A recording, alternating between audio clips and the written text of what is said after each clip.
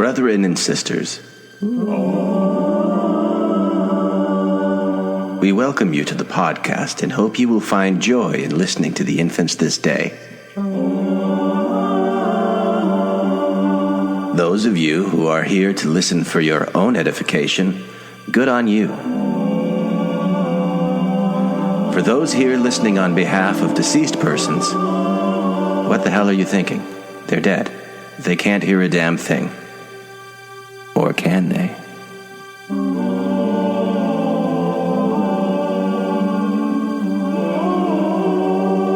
Brethren and sisters, if you are true and faithful to the things you hear in today's episode,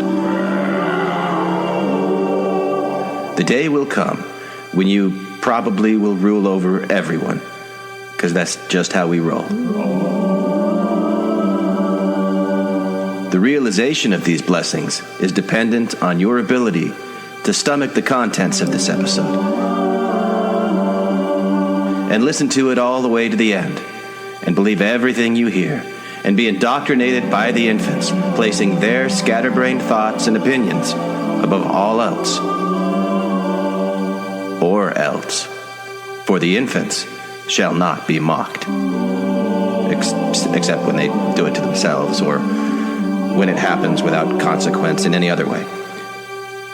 If any of you desire to withdraw rather than press onward with this episode and accept these things of your own free will and choice,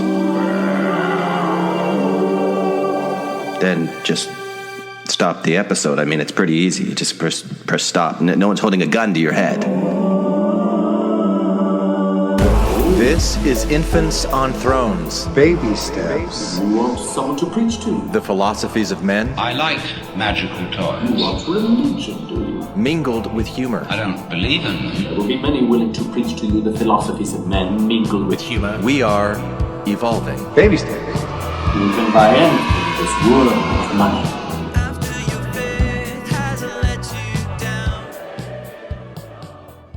Look for the good in everything. Look for the people who will set your soul free. It always seems impossible until it's done. Look for the good in everyone.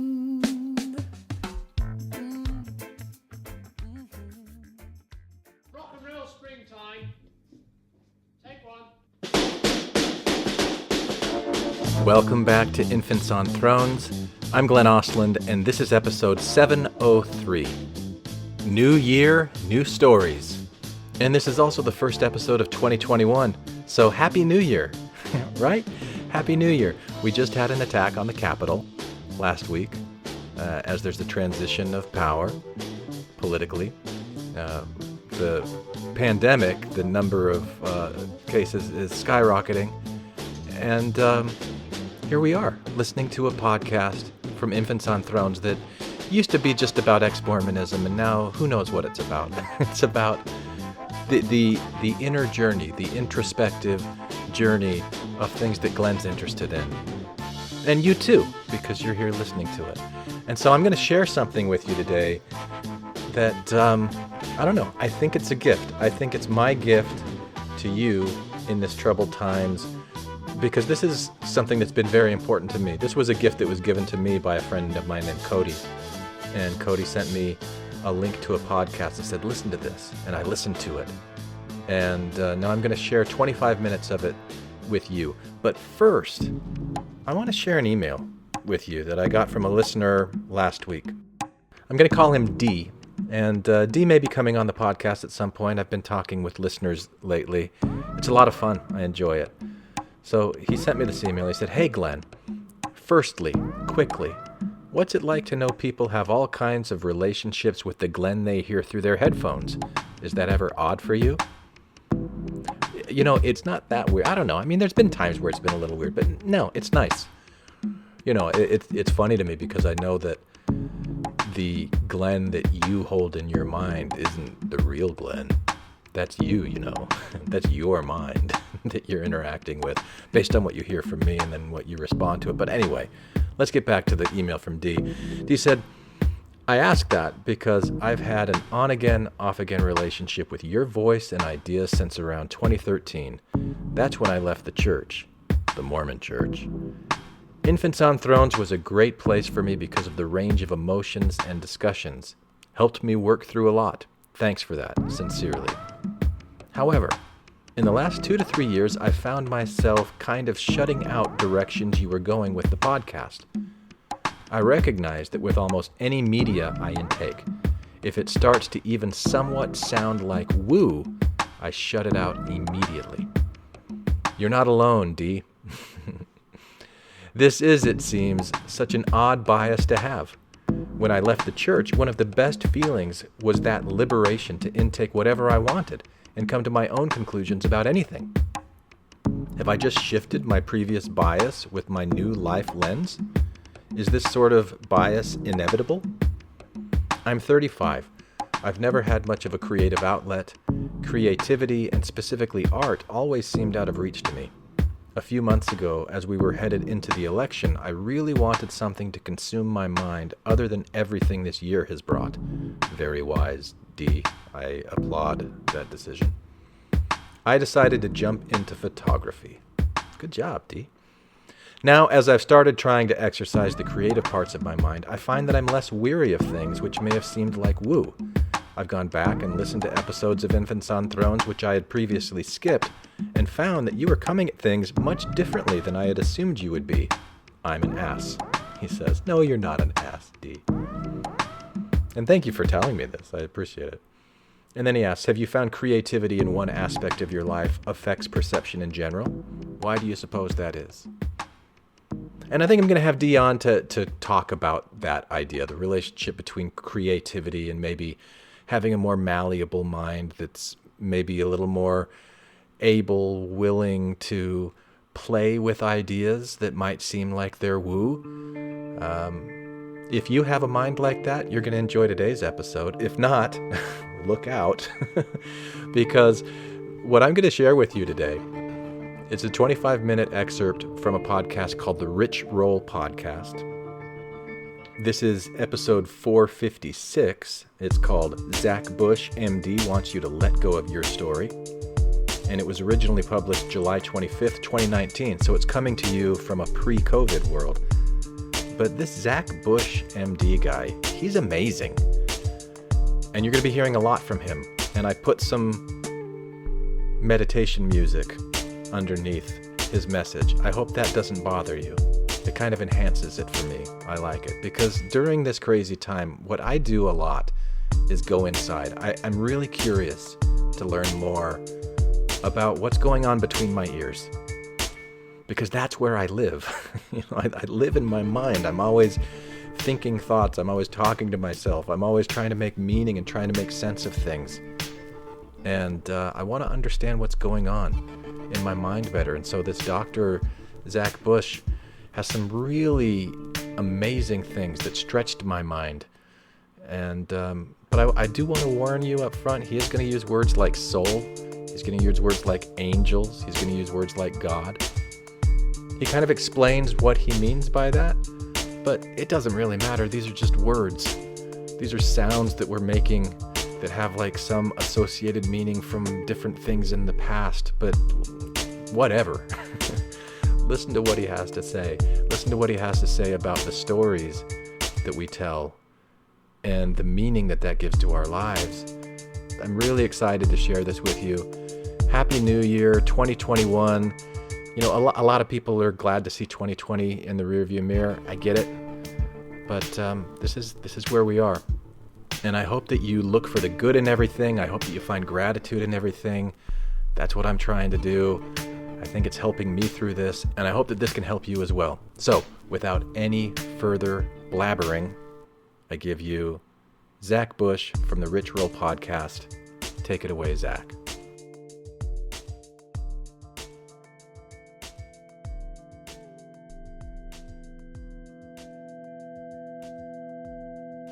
In the end, everything is electrons, and everything's electrons interacting with protons. And so this accounts for about 0.0001% of the space that we live in. And so we are 99.9997% vacuum space. And so is everything. The planet, the microbiome, everything's vacuum space. And so we have almost nothing solid.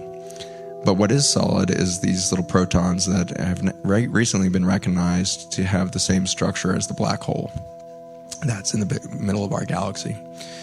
And so these black holes are these massive energetic centers of gravity that pull in everything, including light energy, and kick stuff back out. And so Stephen Hawkins became known for many great discoveries, but one of them was the Hawkins particles that got named after him. And he recognized that black holes out in outer space are putting out all these particles of information and this digital data that's just flowing out of black holes. And he held for a long time that that was just chaotic information. And then more recently, a lot of astrophysicists all came to the agreement that, no, that's structured information. And through other work in astrophysics, they've realized that all the black holes are connected through wormholes and the like. And so black holes are all connected. There's a black hole at the center of pretty much every galaxy out there. And so we have billions of galaxies throughout the universe. And so we have these billions of black holes that are all connected. And that's all fascinating. And when you start to think about what would be the structured data coming out of black holes throughout the universe, does that start to resemble what we might call the intention of God or the information of a supercomputer? There is a super intelligence that is processed through all of the black holes in the universe. And so there's a stream of information, of data, structured, coming out of all the black holes and flowing into the entire universe.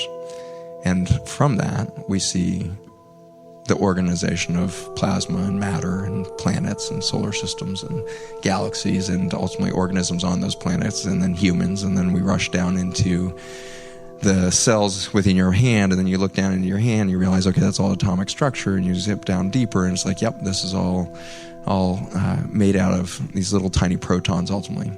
And so then Nassim Haramein, who's an incredible physicist right now, if you haven't seen his stuff, you need to look up Nassim, Nassim Haramein. I think it's Her, I'm going to butcher that last name, Emein, Haramein. And Nassim's work has shown that the proton is a tiny, tiny black hole and functions with all of the physical features of a black hole. And what's rushing in and out of the black holes is electrons. And the electrons are speeding across environments and exchanging information. And how this manifests then is exchange of information at the atomic level. And at the atomic level of these atoms exchanging inside of protons, which are basically the central processing units of a computer. And so you got this CPU that's processing all the information coming out of the electron. The electron reacts with its environment and then comes back into the proton to tell the proton what it just experienced. Proton then just kicks out, oh, okay, this is what's my environment. And so it now informs all the other electrons that come in, and okay, this is what the experience is out there. And then all the black holes are communicating. All the protons in your body, which is billions and billions and billions and billions and billions, are all communicating, and the electrons are exchanging very quickly. And so over this hour and a half or whatever we've been in this room together, we've all exchanged almost all of our electrons very quickly. All of the atoms in all of our cells and all of our molecules are exchanging electrons. We have this huge cloud of electrons in here that have all exchanged and now transected into the protons and exchanged information. The speed at which this happens is proved in these experiments that we were talking about. And so they take groups of 30 or 40 students, college students, and give them a really difficult word puzzle, so a crossword puzzle. And they time how long it takes for this group of students to solve this puzzle together. And then as soon as they click the timer, okay, 45 minutes or whatever it was, they then wait 5 minutes, and then they start a second group of students across campus on the same word puzzle. And every time they've done this, the second group finishes it a few minutes faster. And so even across the distance of a campus, electrons are exchanged fast enough that there's a universal knowingness that's developing in the environment. And you guys have all witnessed this over time. How many of you have grandchildren? No grandparents in the room? That's me. One grandparent in the room. Does anybody have, kids or nieces and nephews under the age of 5? And so a few more people in the room.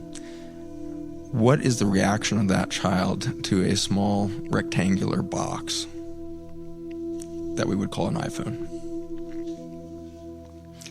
that kid will learn to crawl just so it can get to the iPhone. That kid will scream bloody murder on an airplane until mom finally hands over the iPhone. She doesn't want to, because she doesn't want the kid to have screen time, doesn't want the kid to be holding a radiation device. But eventually mom gives in because the kid is fixated on this freaking little rectangle. This is quorum sensing at the greater level now, is these children are born into an environment where information technology is in such a high level of experience in the human consciousness right now that the child knows that that's what it must want more than anything else, because their parents are spending more time on that little box than anything else, more than any relationship in their lives. They will spend more time on that box in a day than they will talk to their own spouse. They will spend more time on that box than they will interact with their boss. It must be the most important thing. Our children can sense that. And so they don't know why it's the most important thing. 1-year-old has no idea what the frick the box is. All they know is very important. And they have a facility in that technology that after decades of using those damn things, I can't match. A 3-year-old is way better on an iPhone than I am, because there's this constant electrical exchange of information and experience. And so we should take massive pause and ask, what is the quorum sensing right now through my contribution? What is your daily experience contributing to this higher electrical state of humanity? Are you touching anybody in a day? Can we do ourselves a favor right now, and can we just hold hands just for the next however long? Let's just hold hands. That's just me and you, which will look awkward, but that's all good.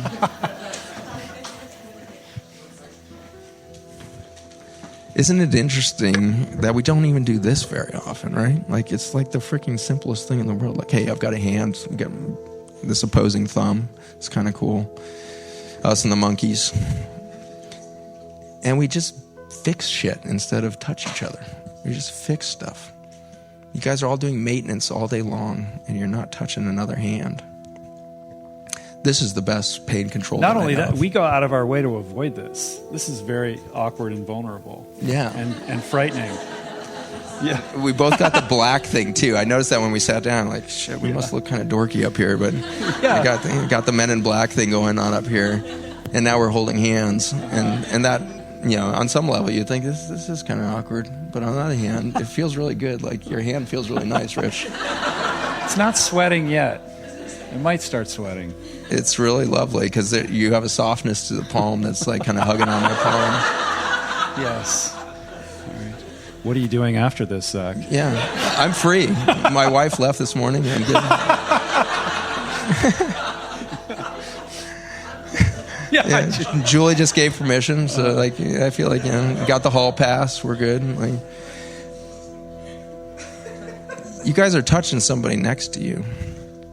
And in that touch, you're exchanging an amazing amount of information that's invisible. You can't see it, and you don't know it yet. You don't even know what you're absorbing from that person next to you yet. And I'm really glad I'm touching Rich's hand, because he's talked to a lot of really smart people over the last decade, and so I'm going to absorb all kinds of brilliance out of this hand. Let's just close our eyes for a second so we can more immerse ourselves in that feeling of that person's hand. Just send a little pulse of love and out both hands now. Just a little pulse. You don't have to get too dramatic about it. Control yourself. Little pulse.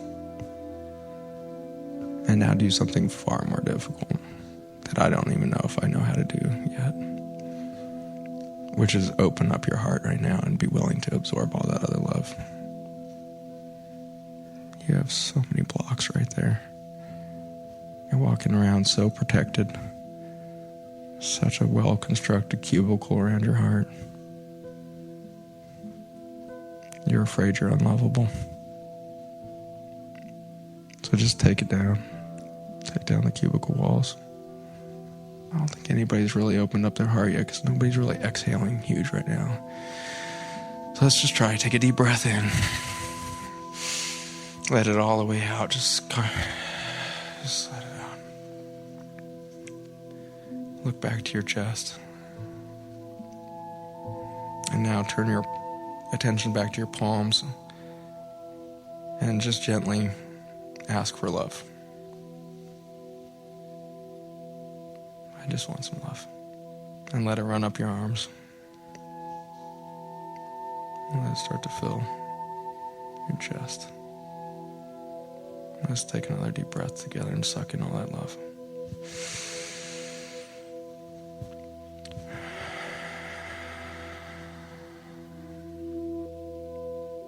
You can, in this moment, experience everything that everybody else in this room has experienced. All the knowledge they've collected. All of the intelligence that they are capable of. All of the service they've given to their loved ones. And it turns out they're all just as good as you are at pouring love out. And they're just as bad as you are at taking love in. And so the sheer amount of available love in this room is infinite. There's so much unabsorbed love in here. And I think that's why we are suffering so much as humanity, is we've disconnected from the vortex, the matrix of love that is literally emanating out of all of us all the time. And we can't even figure out how to plug back into that. You are so loved. I want you to go back in time right now to the womb. Here we are right now. We're at some age and we're going to just start traveling back swiftly. And go through your mind's eye, whatever. Hit age 20. Man, it's great to be 20. It's such a cool. Now you're 10. You haven't had to go through the fucking puberty shit yet. And you're just like still like in that wonderful magical moment of being 10 when life's still very simple. Like you just want to go ride bikes with your friends. Remember when you're 10 and you catch a perfect hill on your bike and you're just flying down it. This complete freedom, no effort, just wind whipping by you. I remember when you were 5, and you're digging your first big hole in the ground. I don't know why we're all driven to dig holes, but we do that all the time. And you were a kid digging a hole somewhere on a beach or a backyard. You just remember how tiny your hands are when you're 5. It's so funny. Little hands are so damn cute, and they're funny, almost kind of puffy. Fat little hands. And then you're like 2, and you're just like so pleased with yourself because you can walk from the coffee table over to the shelf to rip something off this bookshelf. You're just so pleased with yourself at 2. And then suddenly you're this newborn, and you're just blowing your mind over the beauty of the world. You just came out of this like kind of glowy, warm space that was nothing very distinct to see, and you're just in this cacophony of color, sound, voices. You're just taking all that in a brain that has no idea what it's seeing yet. But deeper down in that newborn is a very knowing soul. And if we back up into the womb now, where you're just an embryo, not even fully formed yet, I think there's still at some point in that transition between single cell and newborn baby, you're animated by this energy field. And this energy field has a deep knowingness in it. It's been in the universe since the beginning of whatever creation was. And you're in the womb with this deep knowingness inside yourself. And you're the collision of a little bit of DNA from mom and dad that helps give structure to the interaction with an electromagnetic field that will then manifest a personality that can't be coded for in the genes. It's easy to feel like an amazing parent when you have one child, but then when you have a second child, you suddenly realize you have nothing to do with this process. They're so different. They're just like so impossibly different from that first child, and you're like, what? Because you're not actually from your parents. I would like you all to dwell on that for a very long moment right now. You are not from your parents. So stop blaming them. They didn't create you. Are you kidding? No. They're just lost, confused human beings. You came from something much bigger. A much deeper knowingness and much deeper wisdom. So sit in that for a moment. You're not from your parents. That's wonderful. So we have to stop blaming them for their shortcomings or their successes. We can neither give them credit nor ridicule for whatever happened in the parenting journey. And the dominant emotion that I find underlying most of the disease I take care of is abandonment.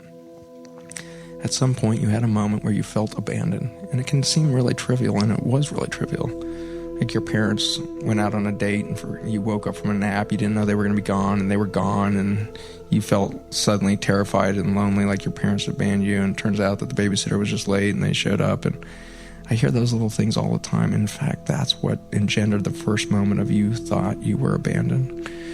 And sometimes it's awful, horrific things, awful abuses and all kinds of things that made you feel abandoned. But I want you to realize, in the same way that you are not from your parents, there's no way they could have abandoned you, nor could they give you any actual companionship on a spiritual level. They are no more connected with their soul than anybody else, and so they were no more capable of really being present with you. They were there biologically for you, but they didn't know how to connect with you at that spiritual level.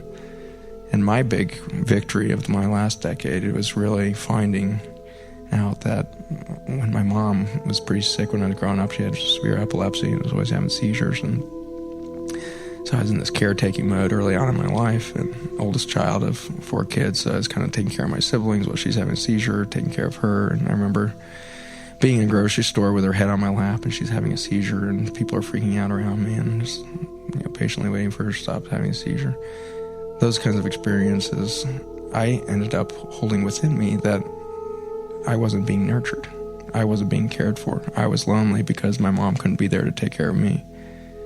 And I found out a few years ago, doing some just deep work with a myofascial therapist, releasing grief and the sense of I wasn't nurtured, to find out the embarrassing and humbling and incredible reality that there had been angels all over me in every one of those moments, at the soul level, nurturing my soul, never letting go of me. And that changed my whole perception of my story. My story had been a kid with a sick mom who had to take care of people. In that moment, I realized I'm a soul that's ancient, that's been nurtured at the highest level of vibration since before I came into this body, and especially while I've been in this body. And so give up your story. Your story is not one of hardship, I guarantee it. Our forefathers' generations had some hardship that we have never known. But deeper than that, there is no hardship on the soul level, because the souls move as a sardine would. Those souls, that soul within you, is literally as non-empathetic and non-empathic as the fish. It's just seeking a higher vibration, and it's asking you to a higher vibration. And so you are an ancient soul wrapped up in this moment. You are not abandoned at any moment. You have been cared for on a level that defies our understanding, our words. The word angel is not sufficient. These are beings of light. These are beings of energy that we have really no construct to understand in our human minds. And they're all around us, and we don't even understand that. We don't know why. We don't know how to interact with them entirely. But life is not the way it looks around you. And you're going to get there faster to this state of being willing to let go of your cubicle. What story have you been telling everybody that you have got to get gone? I want you to rebirth right now.